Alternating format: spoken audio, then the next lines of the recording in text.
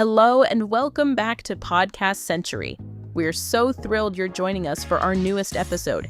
Your continued support means the world to us, and we have a really fascinating topic lined up for you today. That's right, Emma. It's always a pleasure to have our listeners with us.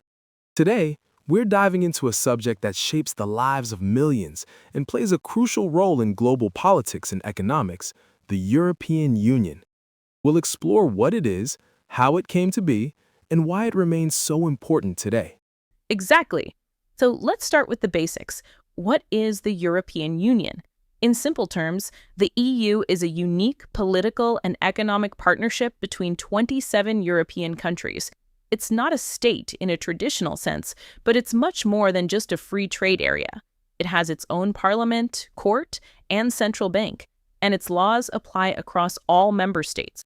To understand the EU, you really have to look at its origins. The idea was born from the ashes of World War II. After two devastating wars had ravaged the continent within 30 years, European leaders were determined to find a way to prevent such destruction from ever happening again. The core idea was that countries that were economically interdependent would be far less likely to go to war with one another.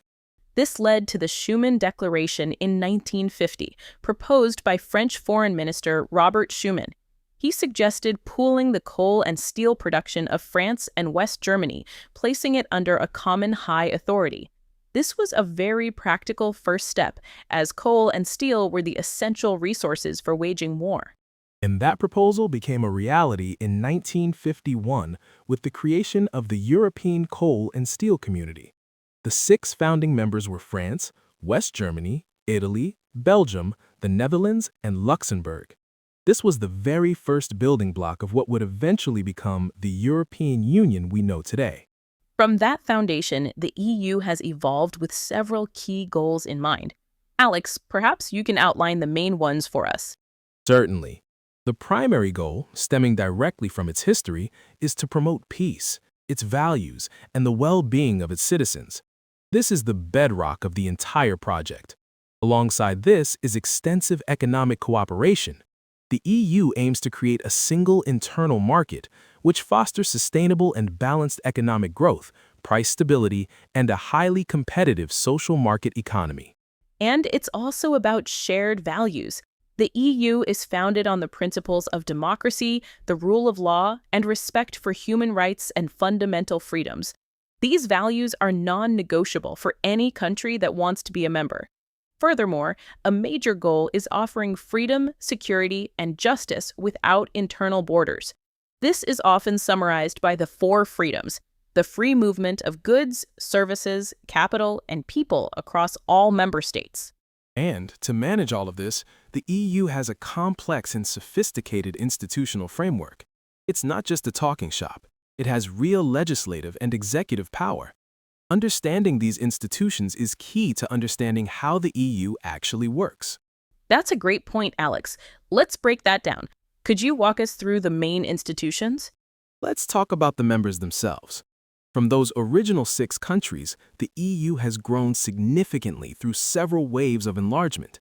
Today, as you mentioned, there are 27 member states, covering a vast and diverse area of the European continent.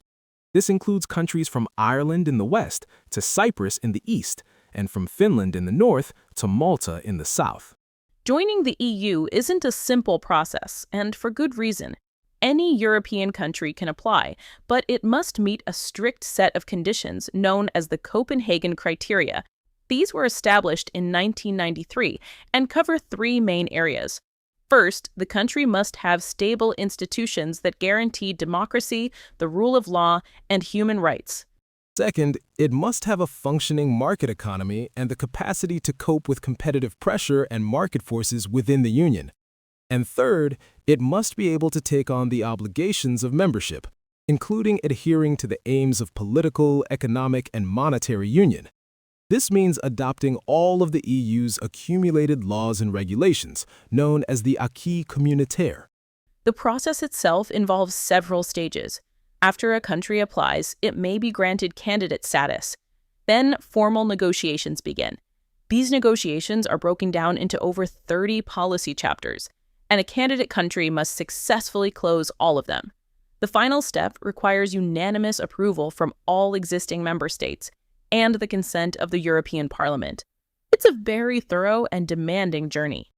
So that brings us to the importance of the European Union today. Why does this alliance continue to matter so much on the world stage?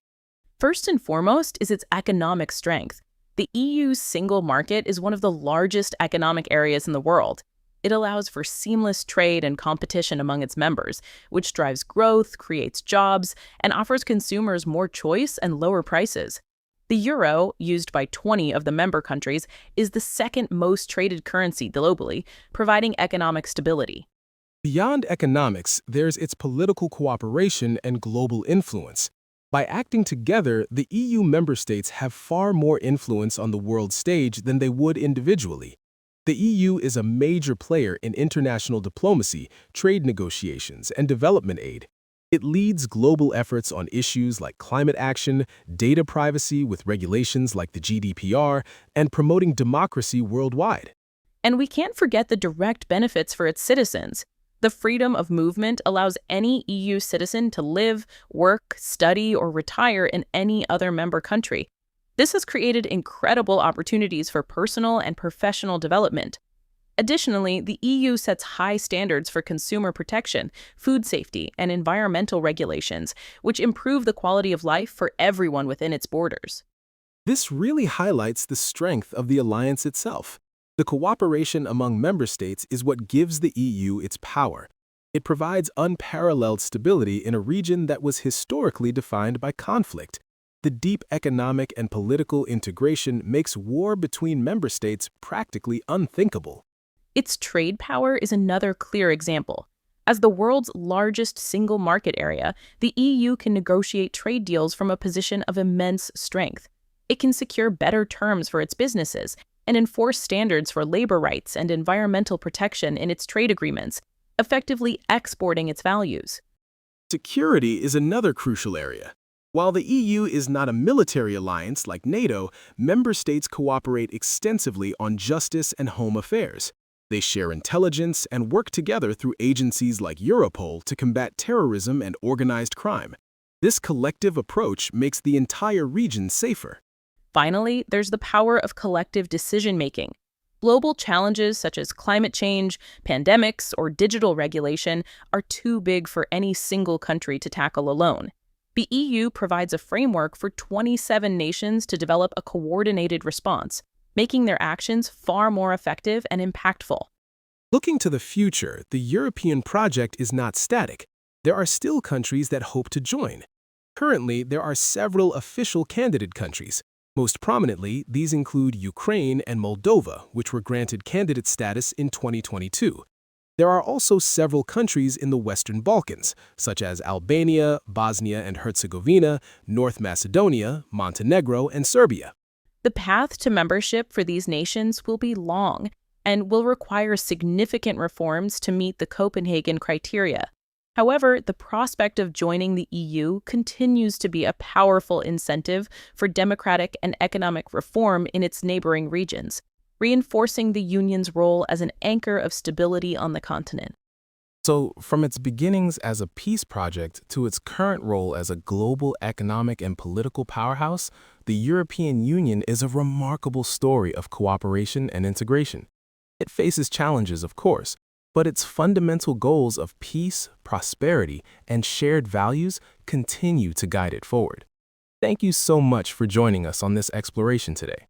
We hope you found this overview insightful. If you enjoyed this episode of Podcast Century, please consider leaving us a like, subscribing to our channel, and sharing your thoughts in the comments below. It truly helps us reach more listeners. And don't forget to check out our previous episodes for more deep dives into fascinating topics. Until next time, goodbye. Goodbye, everyone.